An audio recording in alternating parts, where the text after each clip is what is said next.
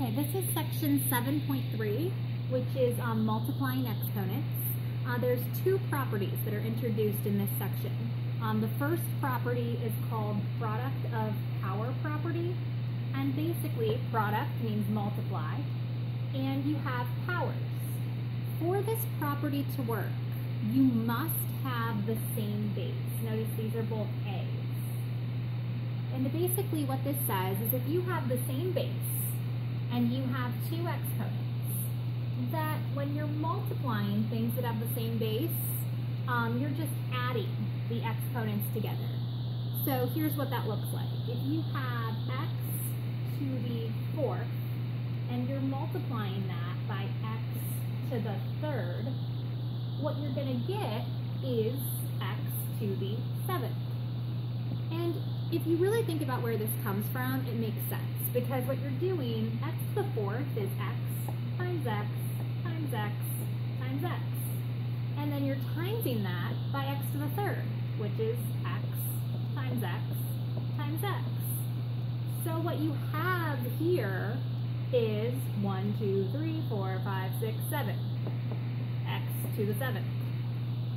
And this is a property that will always work as long as you've got the same base. Truly, it doesn't get much more difficult than that. It's really just, so let's say you have b to the eighth, and I want to multiply that by b squared. I'm going to get b to the 10th. If you had, say, b to the negative 3, because in this chapter you're going to be dealing with negative exponents, and I wanted to multiply that by b to the negative 9, again, you're just going to add your exponents. So you'd have b to the negative 12. It's possible your teacher would then want you to write that as 1 over b to the positive 12, like you do in section 7.1.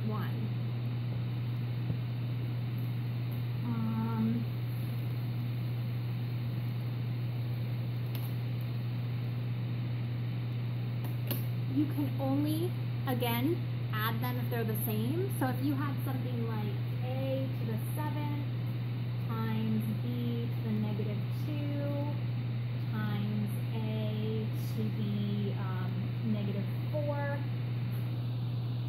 this b to the negative 2 wouldn't be able to combine with your a's. So you're going to end up with a to the third power, because you can combine a to the 7 with a to the negative 4 to get a to the third. And then you would have b to the negative 2 would just stay by itself. Again, the only other way you could maybe have to rewrite that is if they wanted it a to the third over b squared. Because again, when you've got a negative, it goes down to the bottom and is positive.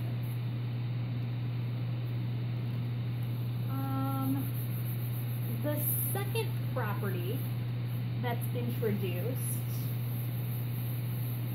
is when you have a power to a power. So I think it's called the power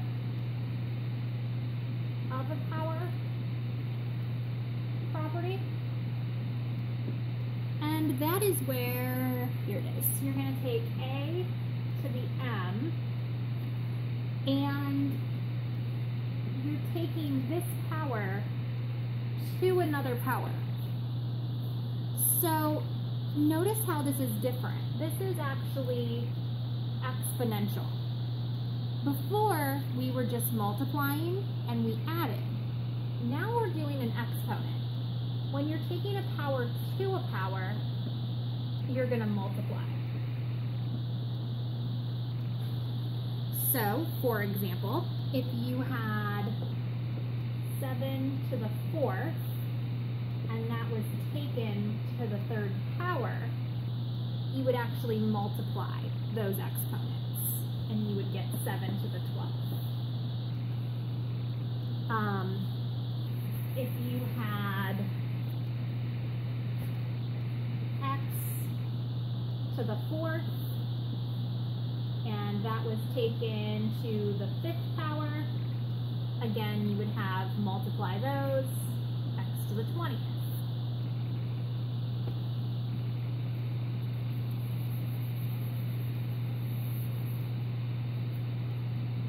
Be careful when you have things in parentheses, like if you have a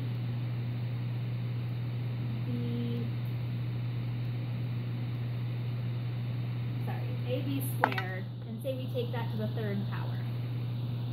Well, this time this whole thing is your base. So what that's really saying is you've got ab squared times ab squared times ab squared. So your a is also being taken to the 3rd power, as is the b.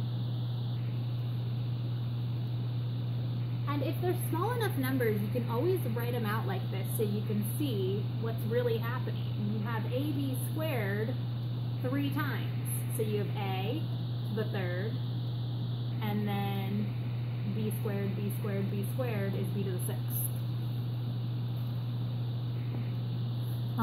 I'll do a few other examples from the book.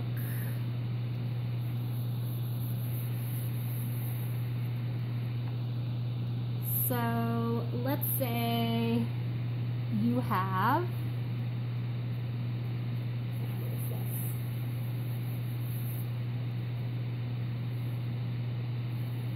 X squared y cubed to the 4th times x squared y to the 4th to the negative 4th. So this problem is going to have several different properties involved. The first thing I'm going to do is use my power to a power property. So I've got x squared to the 4th. That's going to be x to the 8th. Then I've got y cubed to the 4th. That's going to be y to the 12th. And then I'm multiplying that by x squared to the negative 4th would be x to the negative 8th. And then I have y to the 4th to the negative 4th would be y to the negative 16th. So then, from this point, now that I've gotten rid of my power to powers, I'm going to use my, my product rule, where I'm going to say, okay, x to the 8th times x to the negative 8th, well, that's x to the 0. And then y to the 12th times y to the negative 16th, add them up together, you're going to get y to the negative 4. And now I'm going to go back to what we learned in section 1, which is anything to the 0 power is a 1. So this is just a 1. And my y to the negative 4th could actually be written down in the bottom